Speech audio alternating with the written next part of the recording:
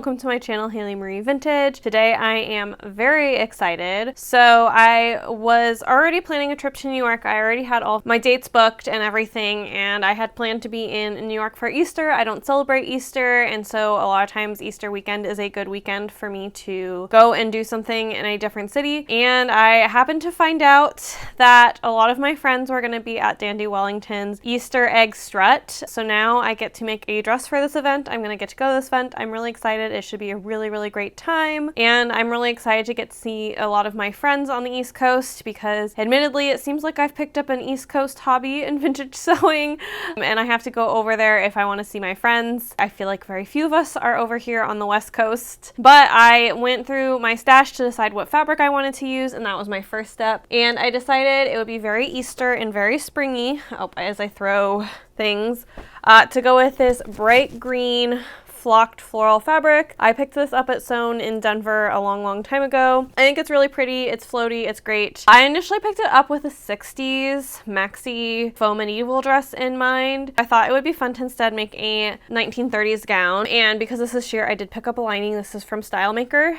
They have a ton of Bemberg linings in all the different colors, and they're great quality, so that'll go under this. But once I had the fabric picked out and the decade picked out, when I'm looking for something that's specifically 1930s, which is what I was looking for this project, I tend to hop onto Lady Marlowe's site because she provides a ton of pre-printed reproduction pattern, and the first pattern I picked up was for the slip.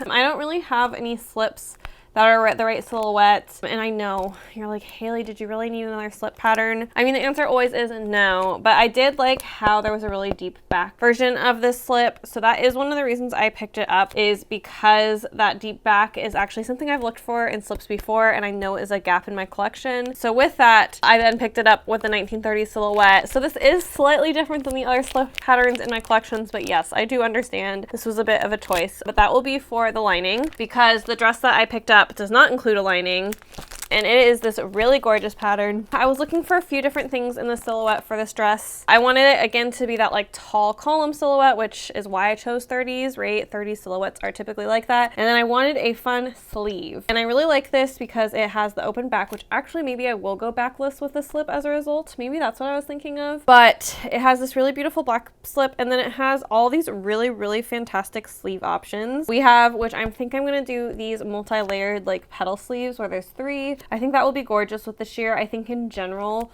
this will just be really pretty with the sheer fabric. So I'm planning on doing that. And then they do also have these really fun little puff sleeves. And then of course you have the option to make it sleeveless. But yeah, I just thought this would be fun. I mean, it didn't hurt that the illustration was bright green, right? When I was looking at this bright green fabric and trying to figure out what to do with it. But even outside, this was exactly what I was looking for because I knew this dress was going to be sheer. So something like this layered sleeve and the seam down at like the bottom, I thought would work really well for it. So that is the plan for this project. I think I will first sew the dress up before I sew the slip, just because the dress is usually like more complicated. With Lady Marlowe patterns, I do have to cut out the initial pattern, and then I also need to check both of these. In the general flaw, quote unquote, for me of the 1930s is the fact there is not enough room for my seat, which I guess is the sewing word for butt, in these dresses. So I need to do some mathematical calculations and figure out if I need to adjust these patterns. Gosh dang it, sewing so much math, but I will see you in me cutting out the pattern, which is scissor and find motor skills, and then I will join you for some math. I'm so excited for this one. So for this pattern, I am first just vaguely cutting the pieces apart from each other. This was a really great recommendation from a subscriber at some point on just getting the pieces separated out and then tackling those fine lines once I could then sit on the couch and continue on, but just having them not all together really helped and not on a giant sheet of paper. So definitely really enjoyed this. I still need to replace these scissors, but that is neither here nor there. And once all my pieces are cut out, I am now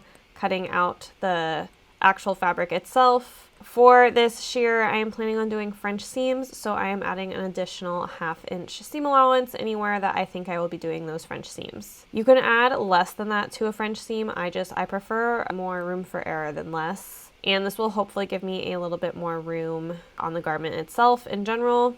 And I don't have good footage of it, but here I am cutting an additional, I cut the waist to the normal and then I slowly delineated till I was adding an additional 1.5 inches to the hip, and that is how I widened this for my hips. This is probably not really the recommended way, but it's the way I did it, and it did work successfully. But yes, I got no good footage showing me doing that. And then of course, as always, this is a reminder that I do have both a Patreon and a Ko-Fi where you can go over and support me monthly. I always really appreciate it. You can get access to videos about 1 week early. And I realized I might want bias binding from the slip, so I'm actually going to go ahead and cut that out too. As you can see, Spooky is enjoying herself playing with this while I'm cutting it. It's really annoying, but I love her and she is my child, so I will tolerate it. But here I'm just cutting out those 3 big pattern pieces that I need. And then I am yet again cutting out the fabric. Here, instead of adding the additional 2 inches to my hip, which I did technically do, I did it by actually choosing carefully where I creased and shortened this pattern. I knew this pattern was going to be much too long for me, and I shortened it 4 inches, and I strategically used that to also make that hip line a little bit bigger, which you can kind of see in the way the pieces are sitting here. And Spooky continues to be ever present and always lurking. And because now I have to make bias binding potentially for the dress, and I have to make bias binding for the slip itself, I am just going to go ahead and start making up the slip, even though I had planned on making the other dress first, because in general I like to do it the opposite way. But due to me thinking I wanted that bias tape from this Bemberg rayon meant that I was going to make up the slip first. So here I am marking out the darts. This pattern utilizes one of my favorite type of darts, which is a double dart. I think a double dart just looks so nice on me in general. Like, I have a few different patterns that use kind of 2 parallel darts, and I absolutely love them. And from there, on the construction of this dress, mostly what I need to do is side seams. So I'm just doing the 2 big side seams. Since this is bias cut, it will just conform to my body, so you don't have to put in all extra structure, which is why bias cut is so cool. But also it used significantly more fabric than if I had cut this to not be bias cut. And I'm also French seaming this, so I am pressing the seams here flat. Sharp-eyed people, I have made a mistake. What is it? Drop it now. I will reveal what that mistake was in a few more seconds. Alright, so the mistake I made is I did not sew this together properly, so my darts ended up on the outside of the slip because I didn't do my French seam correctly. I went back and forth on how I wanted to fix this and decided redoing the darts was going to be way easier than redoing those side seams. So that is what is happening here, is I am seam ripping those darts, and then I will sew them the other way so that way they are properly inside the dress. And then while this is bias cut, which does give it a little bit of natural stretch, it is not enough stretch to not have a zipper in this, so I am installing the zipper, which is pretty easy. This is going to be a side zip, which I'm okay with for a slip. And in general, I've gotten a lot more of my mobility back, so I can live more with a side zip, and I didn't want to figure out how to do a bias cut back zipper situation, so I was more than happy to do the side zip here. And then the next step is to cut endless amounts of bias binding of this rayon, so that way it will bind the actual edge of the dress or the slip,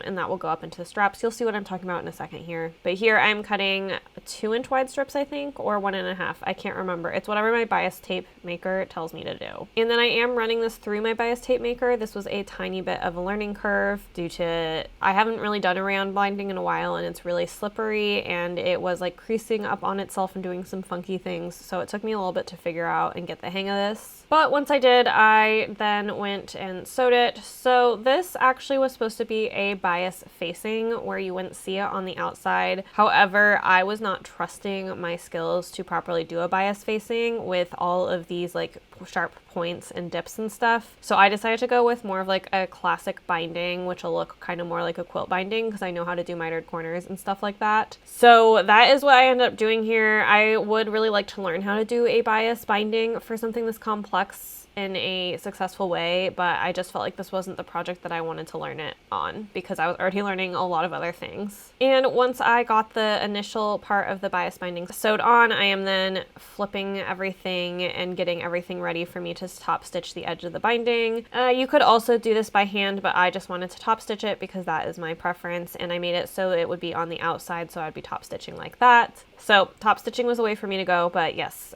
you can do this all by hand at the end if you want. I needed this slip to be secure, and also this slip is always going to be under something, so no one's ever going to be looking that closely at my handiwork, so this felt like the right call for me. It did take quite a bit of fiddling though to get the really, really sharp top corners to work exactly right. And here I am actually top stitching that. As you can see, the zipper, I put in the zipper before I do the bias binding, so that way I can bind the edge of the zippers in the bias binding. That's my preferred way to do it, but you could always put the zipper in after if you so desired. And now I am ironing around. I did get my iron a little bit too hot here. I'm really due for a new iron.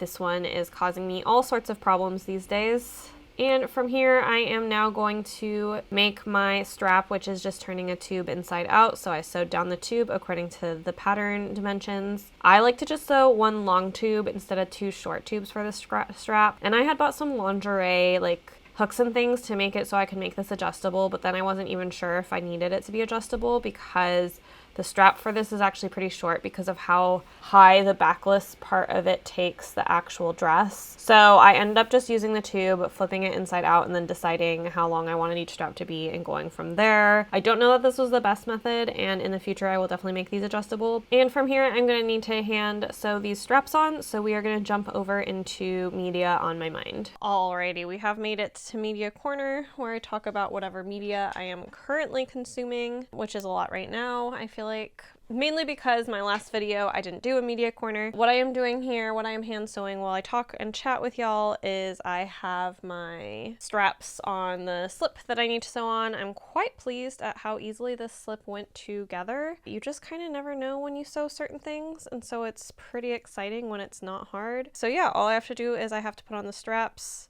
and then I need to put a hook and eye in, and then all I'll have left is to hem it, which I'm not going to do until the other dress is basically complete, because this obviously is designed to go under that, although it will also go under my black beaded number that I made a while ago. But anyway, going back to the purpose of this little chatty chat part, the media I am consuming. So first thing is I saw Wicked went out on Peacock, and I have Peacock through my sister, so I did go ahead and watch it again, and a lot of costumes in Wicked actually remind me of something out of the Modes Royale catalog I went through with you guys a while ago, so that's always kind of fun. I feel like it's a lot of like kind of 40s inspired things on Glinda, and then on Elphaba it's definitely much more Victorian, but I watched it again. I thoroughly enjoyed the costumes. I will say once they get to the Emerald City, after the Emerald City song, movie loses me quite a bit. The last bit is so drawn out, especially when you've seen the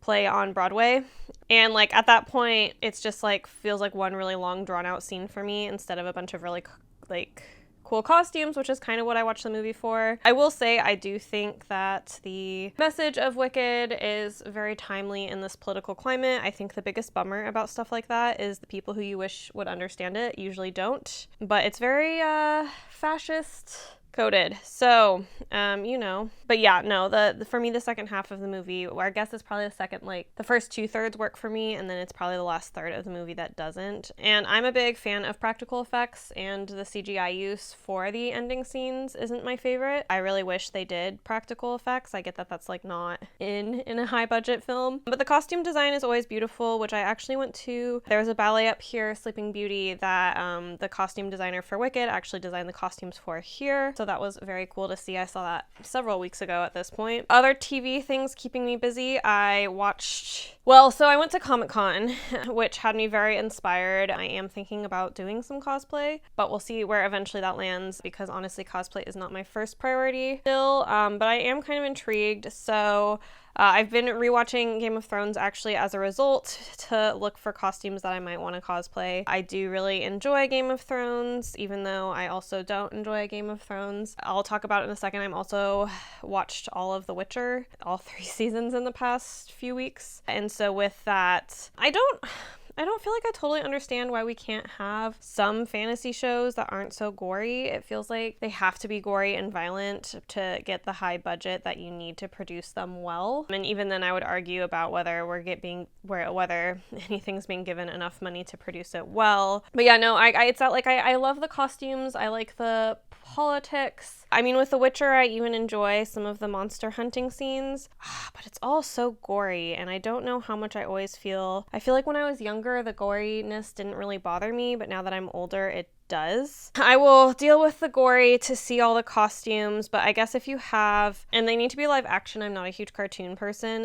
If you have any live action fantasy shows that you have watched that are not grotesque, let me know, that have like good costuming and all that jazz. I am favoring right now, thinking about for Comic-Con next year doing a Daenerys costume, but I'm thinking about how that will fit in with my environmental practice. More thoughts on that to come way in the future. I don't anticipate I would start working on that anywhere before like November. So that's been interesting. And yeah, I love the costuming in Game of Thrones. And another thing that I thought was missing from The Witcher when you compare the two is Game of Thrones does such a good job weathering their costumes, and actually so does the Outlander, where their costumes look like really worn and actually like peasants wear them every day, and I really appreciate that, and I do not notice that same amount of detail in The Witcher. Some people, like main characters, will get good weathering on The Witcher, but most of the cast and like the background doesn't have as good of weathering as a show like Game of Thrones. However, I don't think a show that's as high quality as the earlier seasons of Game of Thrones will ever happen again with the way things are funded and demanded right now. I think it was a big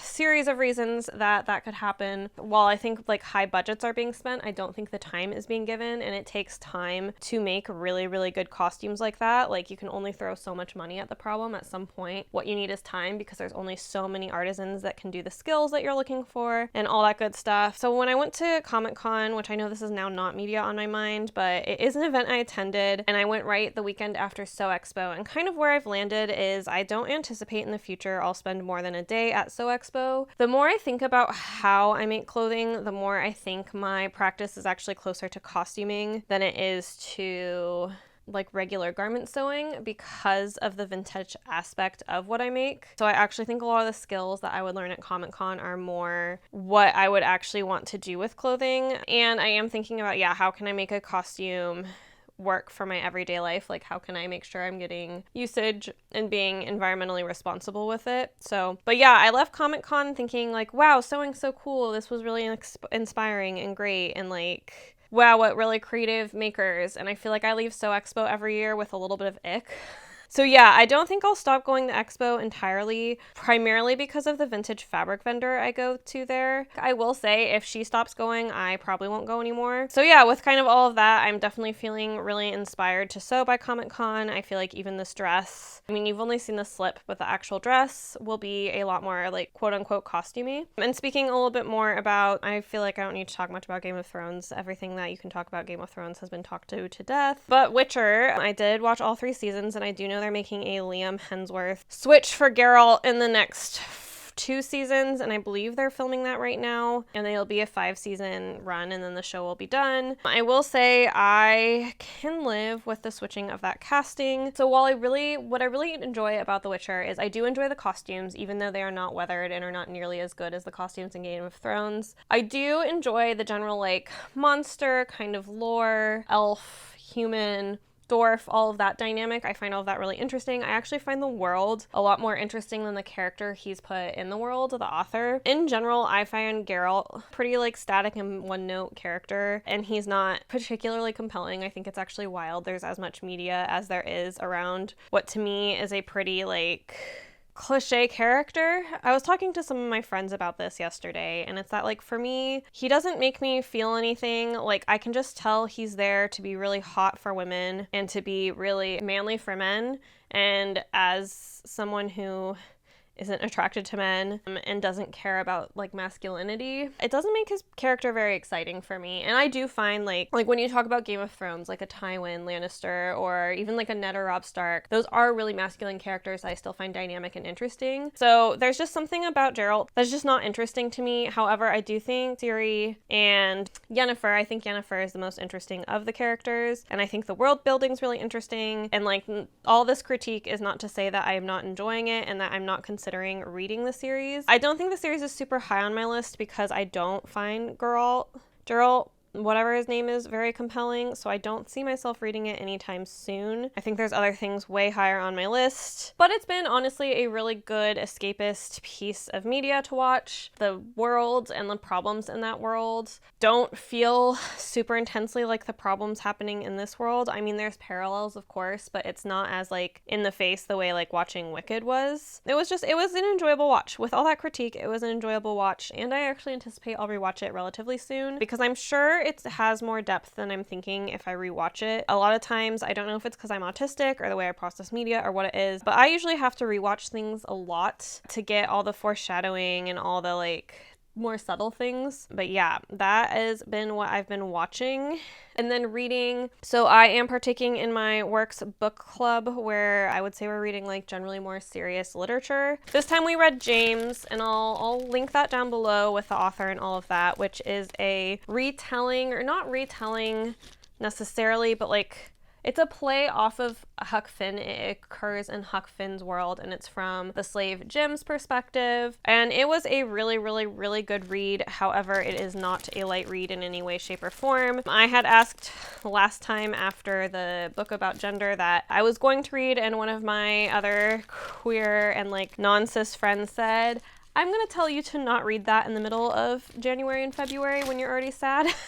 So I had opted out of that one. So I had asked for something a little bit more lighthearted. The tone for this, because it occurs in Mark Twain's world, and Mark Twain is a bit whimsy, so the tone for it is lighter, but the content of it was dark, dark, dark, because it's of course taking place in the slavery times in the South, and it covers a lot of like really disturbing and upsetting themes. But it was a really compelling book. I mean, I read the whole thing in 3.5 hours, and I did really like enjoy it, but I will say it was very serious. I read both of those by Mark Twain way back when I was young. I don't recall either of them, so the stories probably didn't really resonate with me. I definitely like recount other literature pieces I read a lot better than I can recount either Huck Finn or Tom Sawyer. So I think it's that I thought Huck Finn and I thought it would be light, and yeah, it wasn't. It covers the brutality of slavery in the American South, and I think it's important to read these types of books from different perspectives, and like I do think, again, it's a really compelling piece of literature. And the reason I wanted to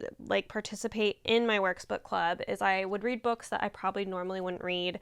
I stay pretty much in fantasy, young adult, maybe the occasional mystery. I don't read serious literature almost ever, which is funny because I'm also now reading another serious piece of literature right now. But yeah, I don't usually read serious literature, and so this is good to get me a little bit out of my comfort zone. Again, while it was a dark book, I think it's a well worth a read. I thought it was super compelling. It made me cry a bunch. And that's a positive for me. I like it when a book makes me cry. And this like book made me cry, but it didn't like, I don't know, make me cry for like an hour after reading it. So it was the right amount of making me cry. Yeah, and I think it approached some really complex topics in a very nuanced and good way. I will say there were parts of the book that brought in kind of a philosophy bent. I don't know if it's the tism or what it is, but that will always go over my head. So I will say that's if you all of a sudden read the book and you're like, she never mentioned the philosophy bent. It's because I need something more literal than that. And I really need a fairly literal book to get all the things on, or not even all the things, but some of the things on the first read. And I do think this book accomplished that as well. I think if I read it again, I could maybe start to dig more into some of the like other stuff. But yes, I feel like with any book I recommend you guys, or just books or TV shows or just anything in general, there are sites that you can go just to check the triggers. And I generally recommend that at this point, because being blindsided by certain things in media is really tough. And I think it's good to know going into something if your mental health is in a spot that you can appreciate it and like not have it like just make you feel really bad for a long period of time. So I would generally advocate for that, and that's okay. There's no shame in being triggered by certain things and protecting your mental health and being careful about it. I know certain people really want to shame people for trying to avoid those triggers, but as I talked about when I read the book Bitter, I wish I had a trigger warning so I could like prepare myself for how horrible what I was going to read and like how real it would feel to me. And so I do appreciate a trigger warning because of that, and just being really intentional about what you're reading. and what you're consuming. Hopefully one day I'll give you guys some sort of media rec that does not come with a trigger warning. That's all the media I am partaking right now, and hopefully you either got some recs. I recommend all of the things that I mentioned in this bit. I think they're enjoyable, and enjoyable is the wrong term. I think they're good pieces of media, and I felt like they were all worth my time. I didn't get through any of these pieces of, okay, I guess I got 2/3 of the way through Wicked and felt like this is not worth my time. But all of these things I got, like, I thought James was 100% worth my time, even though I talked about how challenging of a, like, how dark of a read it was. The Witcher, honestly, I could escape into Fantasyland for a long time, and I really enjoyed that. And then I watched the prequel to Witcher as, yeah, they both really helped me effectively escape. And the Game of Thrones, I've watched Game of Thrones too many times for it to be full escapism for me, because I know everything that's about to happen. But I am really enjoying it this time because I'm actually watching it with, I'll link the podcast down below that I'm watching it with, where they did some recaps, and it's helping me pick up on some of the nuance and stuff that I think I've missed in general, even though I've both read and watched Game of Thrones. I think that's it. So I am almost done with the slip, which I'm pretty excited about, and then I am heading up north to meet somebody for a very cool yardage of silk fabric. So I have to drive a bit for that, and then I'll come home and I'll watch a movie or something tonight, and then tomorrow morning I'll start on the dress. I think I have just enough time. Yeah, it's 2:30. I'll probably start a little bit on the dress, but I've been working on some experimental techniques for the edging. It mentioned picoting, I don't know.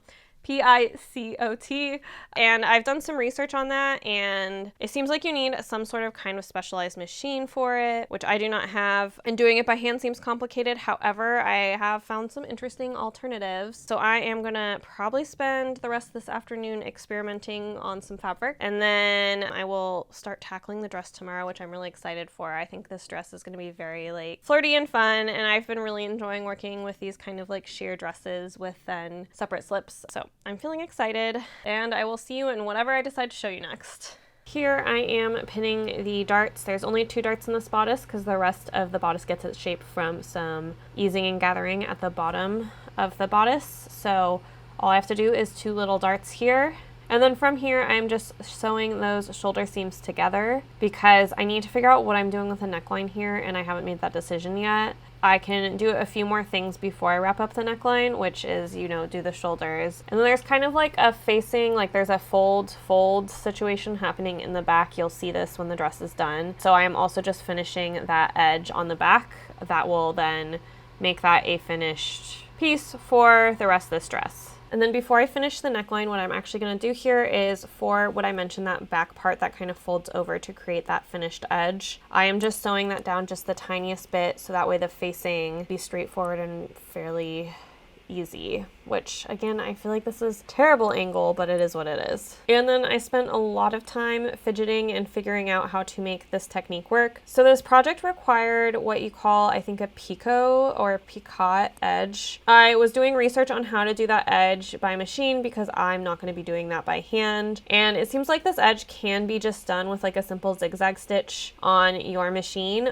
But while doing research, I stumbled upon the ability to do a scallop edge seam, kind of using a similar technique that would fulfill what the project like calls for. So I ended up doing that scallop edge. I did probably 20 different testers before I ended up with a bubble that I was happy with. This is it's the blind hem stitch, and then I reversed it, and then I took the tension really, really high, so that way it would like kind of yank the fabric and make these little scallops that you'll see. But I was pretty pleased to try and experiment with such a new technique on this. However, I will say having my first real line of stitching be on the neck edge was a little bit stressful. And then to finish that edge, I am just cutting as close to the sewing I just did as possible. And then my plan is to do that as the hem edge for all of my sleeves. So first I am easing the sleeves in because these are so round. I wanted to iron and ease this all first, which I didn't do with the neckline because it was such a slower curve, but these curves are so sharp and tight. I just felt like I needed the iron's help in getting everything eased so I could then go through and do this kind of more scalloped technique.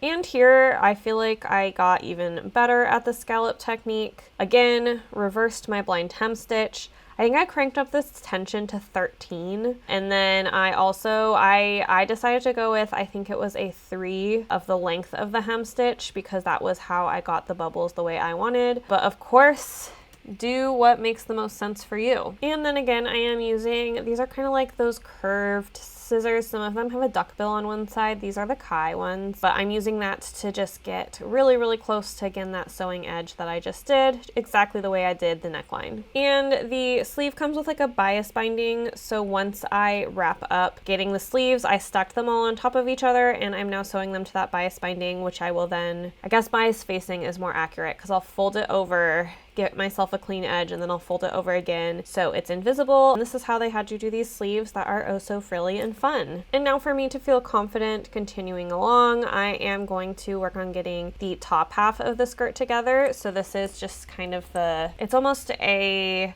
pencil skirt part before it flares. I need to get this together because I need to attach this to the waist to put in the zipper, which will then allow me to do the bias binding for the sleeve finishing, which will then also encapsulate this whole flutter sleeve that I have going on. But yeah, I need to get this done first. So that is what I am working on here, is I'm putting the darts in for kind of that like butt area essentially of the skirt. And then here I am sewing down those side seams. I am making sure to leave the part for the zipper basted. So I'm just doing the side seams for these. These are again going to be French seams. And then I'm ironing. I like to have my seams when I'm ironing these pointing back towards the butt instead of towards the front, but I'm sure everybody has their own preferences for a variety of reasons. And then off camera, I have done the side stitching. So one of the other things, I'm also going to be putting in a side zip here. One of the other things that makes a side zip more accessible for me is when it's a dress like this, which is basically sleeveless. So the zipper goes into the sleeve and makes that like kind of big hole when you unzip it, much like a back zipper does. Because a lot of times for me, it's not necessarily the zipper placement itself that makes something inaccessible for me, but the fact that it makes the like shoulders so tight to get through. So here I can still maintain getting through with my shoulders and have a side zip and all be okay. And this was true for the slip as well on why this was okay. The other thing that I've done here is I've put in the easing stitches into the bodice because the bodice is just the very slightest gathered into the waistline. So I am distributing those. In general, I think there shouldn't be any technical tucks. Like it's really just totally eased in, much like a sleeve. So I'm kind of fidgeting and getting that to work here. And I don't love having a French seam right at my waist just because even with fabric like this, it can just feel a little bit bulky, and with the easing, it can get kind of mathematically challenging. So I am going to just pink this, and then I'm going to kind of like turn it up and understitch it, which is actually exactly how the instructions wanted you to do. The instructions wanted you to fold and top stitch this. So I felt like it worked, although it was like technically slightly different than the instructions and what they were telling you to do. And here I stuck in the zipper off camera,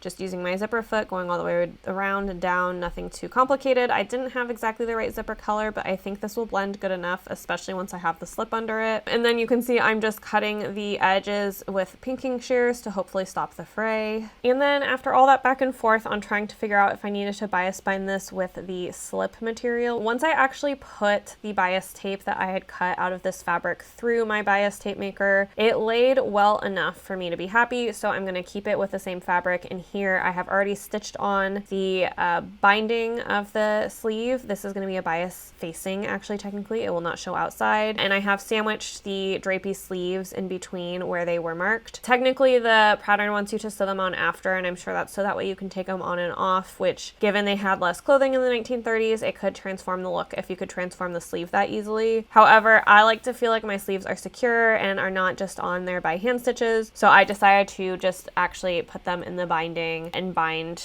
them up so then I don't have those raw edges and those looser hand stitches. And then I'm just hand sewing down the bias binding on the inside. So I'm using a slip stitch so you won't see much of it from the outside, but it will make it so there is no weird flappy things happening with this bias binding. I've learned with this type of dress, if I only tack the binding on all the seams, I find that it pokes out way too much for me. So I would rather just have everything tacked down, even though it's like technically less pretty. But it doesn't matter if it's less pretty because it makes it significantly more wearable and functional for me, which is also why I did the sleeves the way I did. So you don't have to follow a pattern down to like the letter of the law. Figure out what actually works for you when it comes to functional stuff and do that instead. instead. And I also mentioned the sleeve part of the bias binding, not like just the whole armhole, but the sleeve on the actual ruffle. And here you can see me sewing that down the last bit to just that very, very bottom ruffle, again using a slip stitch. So hopefully nothing can be seen above. And with all of that done, I can now finally turn my eyes down to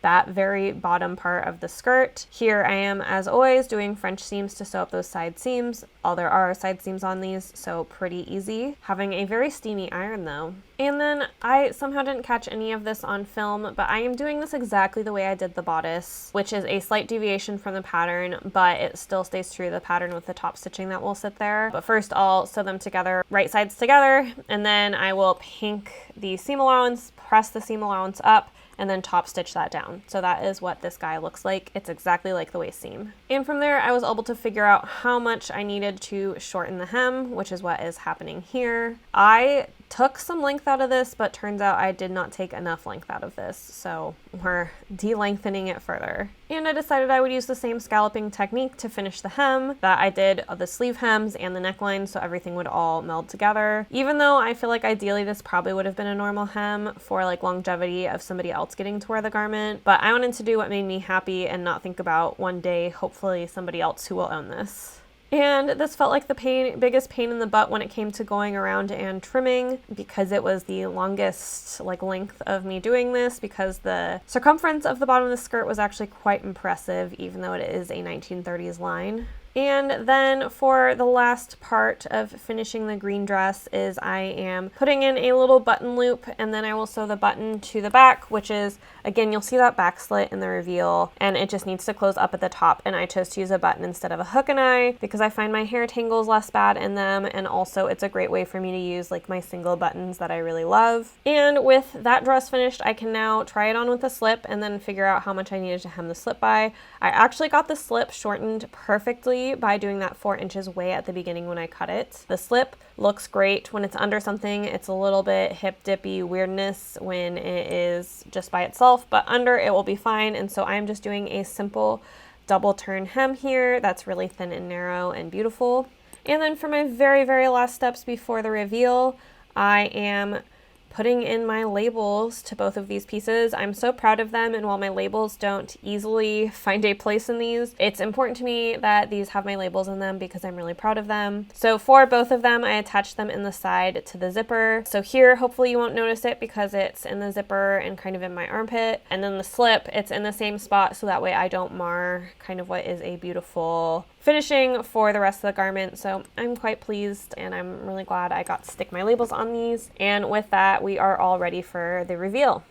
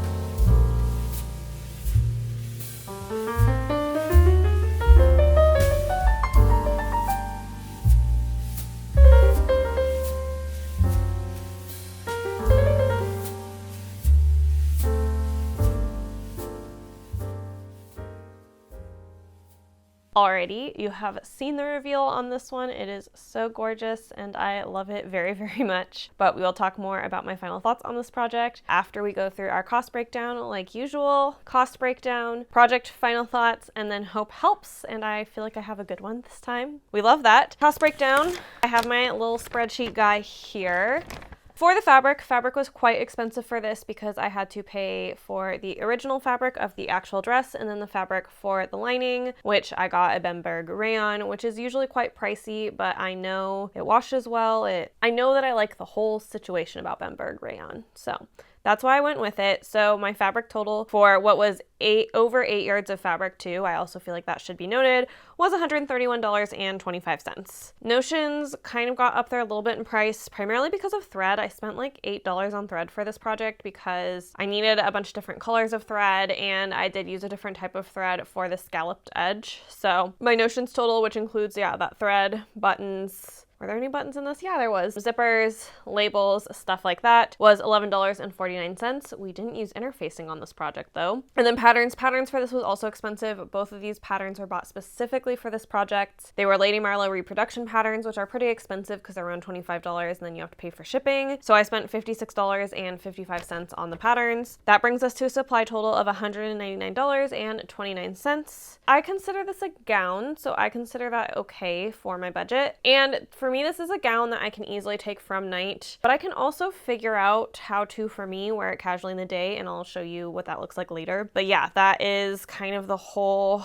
thing. On this channel, we talk about labor and a living wage and all that good stuff, and the biggest focus on that is because garment workers across the world are underpaid and often are incredibly exploited to a dangerous and inhumanizing way. That really matters to me, that we talk about this and we think about this and we think, my goal of this is to take these numbers and make you actually think about what it means if you buy that $50 piece of clothing, what that means for your actual worker and the labor that's being paid. Labor in general should be the largest cost of an item, but because of where we have ended up in society and the way we have been exploiting women and children, mostly in other countries, to feed our own consumerism is such a big problem. And I just try to put this in a little bit perspective for numbers. I always disclaim this is not a one-to-one comparison because I'm first of all talking about a living wage in Seattle, which is much higher than many, many places in the world, because I'm talking about my personal living wage. And this is not a factory setting. It's quite less efficient than a factory setting, but I think we need to really think about the labor that goes into a garment because no garment is made without human hands. So for this project, it took me about 3 hours to cut this out, and then I spent about 11 hours and 15 minutes on the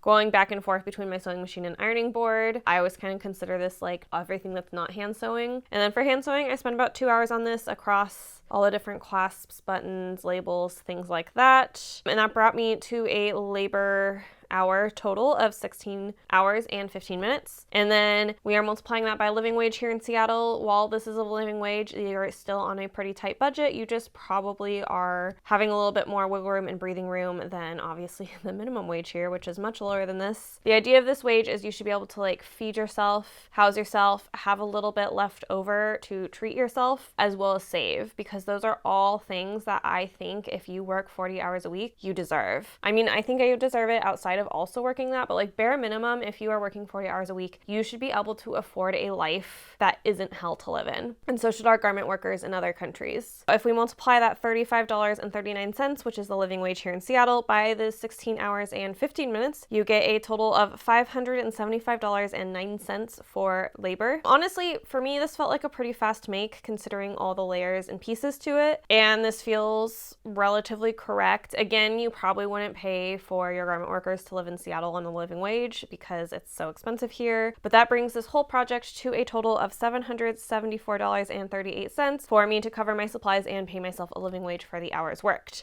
We can look at this number, we can take at this number. I don't personally consider my investment in this that $700 figure. I personally consider my investment in that original almost $200. As always, I found I like sniffed around the internet. I found some fast fashion versions of this, which we'll talk about, as well as slow and vintage, and we'll talk about how much each of those costs. And I actually found something a little bit more interesting here this time. So for your ultra fast, this is your Sheins, your Temus. This is where you are getting a low quality product, most likely. That product, there's no way in hell it was produced in ethical conditions. And on top of that, you are exposing yourself to risks of lead and other dangerous chemicals being in that garment. I hate that I have to like really hit the like hammer and say like this exploitation doesn't just impact other people far away from you. It potentially brings bad chemicals into your life that could damage and degrade your own health. So this is not just a across the world issue. This is a here, now, and you issue. So I found something vaguely similar for about $53. When I say vaguely similar, I had a really hard time finding anything comparable, which usually when I'm making something from the 30s, it is not super common for us to see 30s silhouettes anymore. I mean, you see the silhouette, but the details that were very 1930s, I feel like I see less in modern day fashion than like the 50s, 60s, 70s, and on. So this is kind of loose. I'm usually, when I'm looking for the comparison for this, I'm looking for some kind of cool fabric, because this flocked fabric is like kind of more of a cool, I don't know if novelty fabric's the right word, but it's more of like an elevated fabric. I'm looking for it being lined. So I'm looking for at least 2 layers of fabric, and then I am looking for a waist seam. I'm looking for some extra seaming embellishment on the skirt, and that embellishment might be enough embellishment that I'm not looking for a complicated sleeve. The biggest thing that I almost never see when I do these 30s looks is 30s, they love their sleeves. You don't see sleeves that complex very often anymore because it's really, really expensive to manufacture that. A lot of these are kind of just a flounce sleeve, and then they have more of the details within the skirt that I would say would like make them equivalent. I'm trying to like more explain what I mean when I'm doing comps, because I feel like it's not exact, obviously. So yeah, that ultra fast fashion that I found was $53, and it wasn't nearly as beautiful as this. For mid-tier fast fashion, these are your mall brands. These are your Anthropologie, your Madewells, your Nordstroms, your JCPenney's. I haven't been to a mall in so long, full transparency. Urban Outfitters. Most of these brands have been caught using unethical labor, and most of these places don't talk about treating their garment workers ethically, which means they don't. Most brands, in fact, I would say almost all brands that treat their garment workers ethically scream it from the rooftop. So if they're not screaming it from the rooftops, they're probably not doing it. The closest dress I found was around $258. So my price at $200-ish beat that out. So I did sort of save money there if you're looking at a mid-tier. And then for the slow fashion, I found a new slow fashion brand out of UK that I did some research on. I thought their prices were actually incredibly reasonable, and for me, they checked off enough boxes on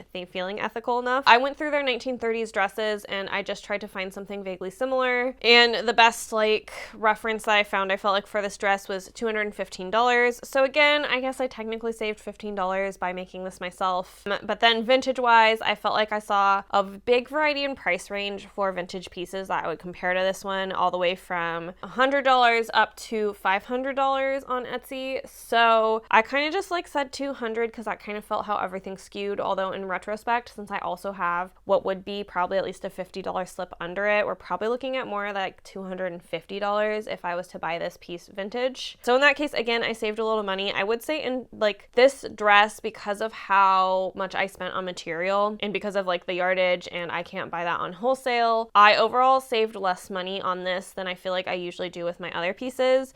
But I mean, my ethos, my choice around sewing is not necessarily focused on saving money. Usually it's though when you hand make something yourself, you do save money if you're looking at high quality brands or vintage clothing. But this time it didn't do that, and that's okay. Sometimes that's not true. But that wraps up everything under the budget.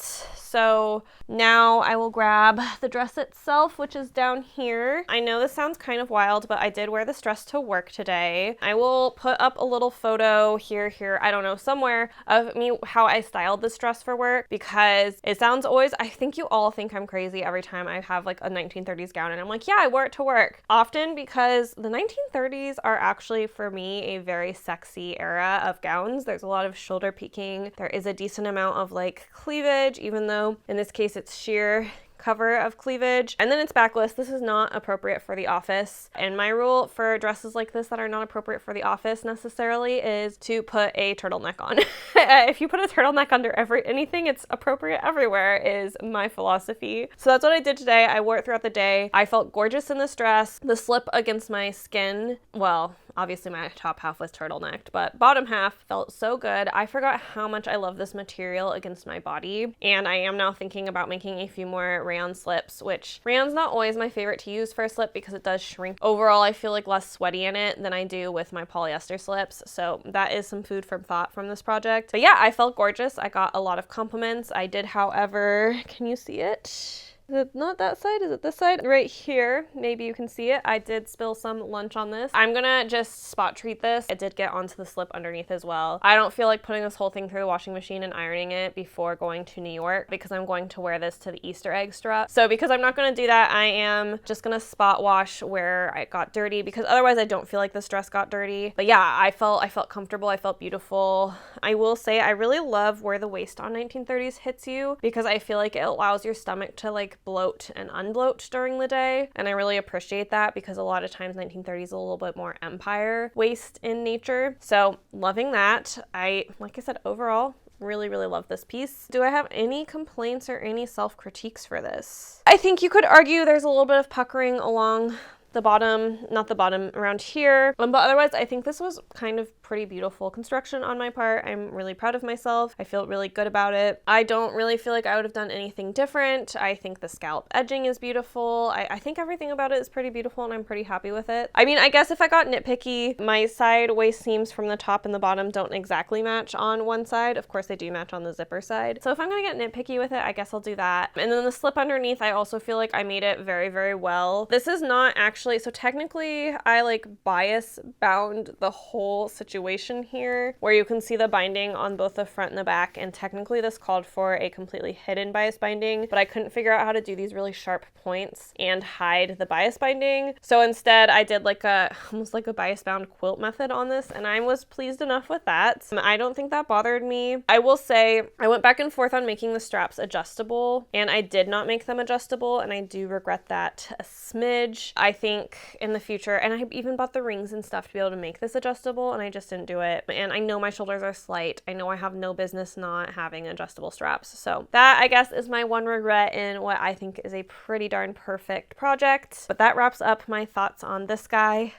Even though my day at work today was really long and meeting heavy, and honestly we're in the most chaotic and not fun time of the year for me, I still felt pretty good, and I would attribute a lot of that to the dress. But speaking of things that make me feel good, which is not work, I do have my Hope Helps section where I talk about all the things giving me hope right now. Last time I feel like my Hope Helps was kind of loosey-goosey, less structured and less like definite, and I wanted to give you guys some definite things that like are hopeful that are happening in our political system. So one of the things that gave me hope is Louisiana voted no on all 4 constitutional amendments that their far-right governor wanted to pass, and from what I saw, it felt fairly overwhelmingly no, which is really great news. And I went through all the amendments myself, and I will say, as someone who doesn't live there and as a layperson, I didn't necessarily understand what all the amendments for, although from reading news articles and news coverage about it, which I will link down below, it does seem like these constitutional amendments would have made it harder to tax rich people, which is not what we want, and easier to put children in jail long term. So I think it is a very good thing, and the Democratic Party of Louisiana did call the voting no on all 4 of these amendments and none of these amendments passing as a very good thing. So I think that's really exciting, and I love to see really big wins like this in red states because I think watching what they're doing right now is really important, and it gives me even more hope because like the numbers are stacked in those states against these things. So when they do still come to fruition in the way that we want, that is really great news. Also, anyone who is like active in their local politics scene knows that the reason those 4 amendments to the Constitution weren't on the November ballot was because they wanted less voters out,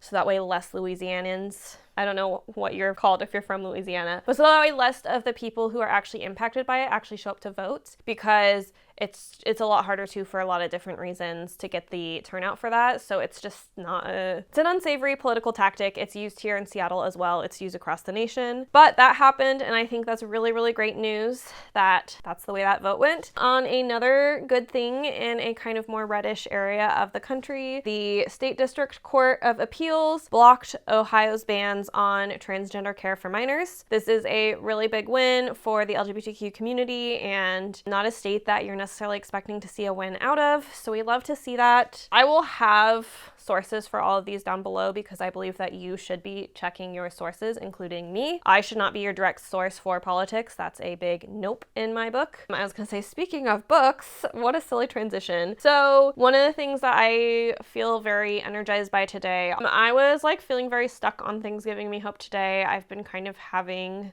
a hard time having hope the past few weeks, or the past week or so, but today, I filmed this like weeks in advance, so this is gonna be old news, but I would like to hopefully reinvigorate you by reminding you this news. But literally right before I finished up getting ready to like do my spreadsheet and film this for you guys, Senator Cory Booker did beat the filibuster record. And why does this matter, you might ask? Why does that give you hope? It gives me hope for a lot of different reasons. So I fully acknowledge that most of what he did is symbolic and it isn't actually like a thing. He wasn't filibustering against a bill or anything like that. He was filibustering to make a point, and I think his point was made. This filibuster was really, really big historical event for a ton of reasons. Some of them being the person he beat the record of filibustered against the Civil Rights Act in 1957 and wanted to not allow desegregation, and Cory Booker is a mixed race American. So that's really symbolic in that way because the person who had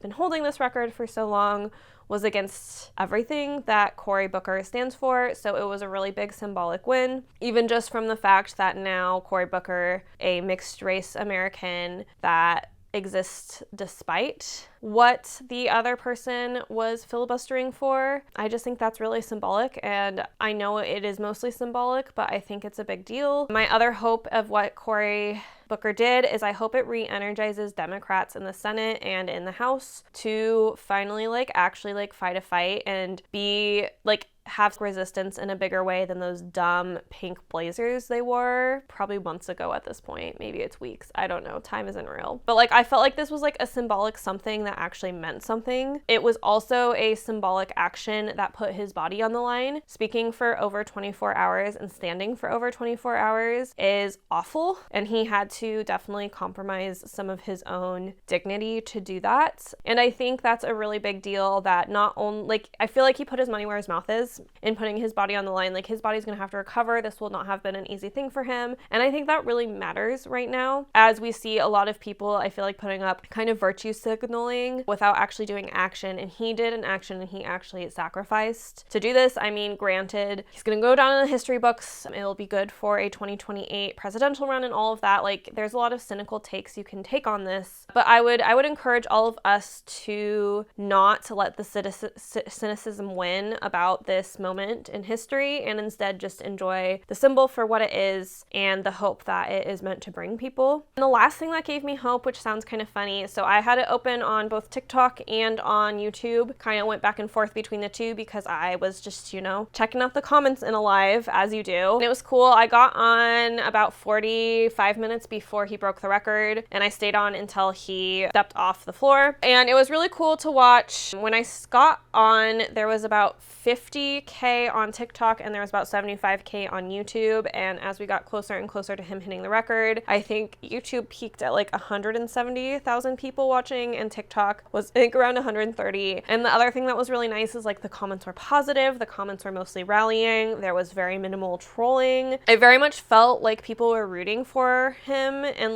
him speaking isn't what, I feel like this is the first time since January that I've seen in a moment in American politics where I feel proud to be American, and this was that moment, and I think that's really important. It just made me proud to see so many people encouraging him and saying go, we see you, please do this. It felt like a lot of people uniting and coming together, and that was really nice. And then the other thing that I really enjoyed, so YouTube seemed to mostly be domestic, so Americans in those comments. On TikTok, it was a very, what looked like international audience. It was cool to see people talking about being from Scotland or South Africa, or I'm trying to think of some of the other countries that I saw, Australia. It was cool to see so many people across the world cheering him on too, as this administration tries to isolate us from the world by their policies it just felt good to have them cheering some of us on, which is really small. Like I said, all of this is mostly symbolic. He wasn't filibustering a bill. He wasn't like stopping a vote on something,